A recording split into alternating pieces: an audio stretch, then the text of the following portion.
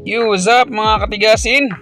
So mga katigasin, nandito pala kami sa may sa may SM MOA. So nandito tayo banda sa may sa may SM by the Bay, yun, sa bandang dagat, kadagat-dagatan.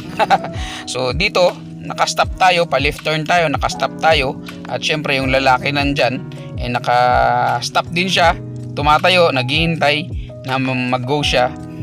Pero yung padiretso ay pag-go yan, naka-green, syempre mag-go talaga yan. So ayun mga katigasin, at ito nag-red na, at nang mag-abanti na ako, nang biglang oops, may sumulpot na dalawa. So patay tayo dyan. So sinundan siya ng lalaki at may sumunod na rin, pinagbigyan ko na, at may humabol pa. Ulitin natin. Whoop!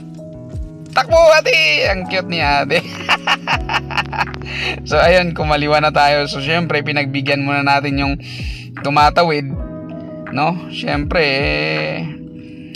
mahalaga ang buhay ng tao, kaya dapat mag-ingat tayo, lalo na pagka sasakyan yung dala natin, no? Mag-ingat tayo sa kalsada, pagbigyan natin yung mga tao, kasi buhay yan eh. At dito naman mga katigasin, eto naman, no, pakakaliwa na naman ako dito. O yan, may naka-signal light. O nakita nyo, nag-signal light siya, no? Pakanan siya, so ako pakaliwa. O ayan, naka-signal light siya, o pakanan siya, o pakanan. At nang kakaliwa na ako, nang biglang nagbago ang isip. Akala ko aabutin, akala ko talaga aabutin yan eh. O biglang nagbago yung isip, diretso pala siya, kumanan siya eh. Ako naman kakaliwa, sakto sana yun, walang ganun. Kaso nagbago yung isip niya. Kaya mga katigasin, bago tayo mag-desisyon ng signal light natin, sigurado na umaayon yun sa isip mo. Kasi kapag mali yung iniisip mo, mali din yung signal light mo, sigurado bangga, disgrasya ang abutin natin dun mga katigasin.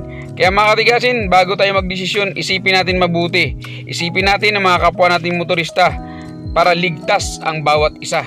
Kaya ingat tayo, ingatan natin ang buhay ng tao na tumatawid sa kalsada. Ingat mga katigasin!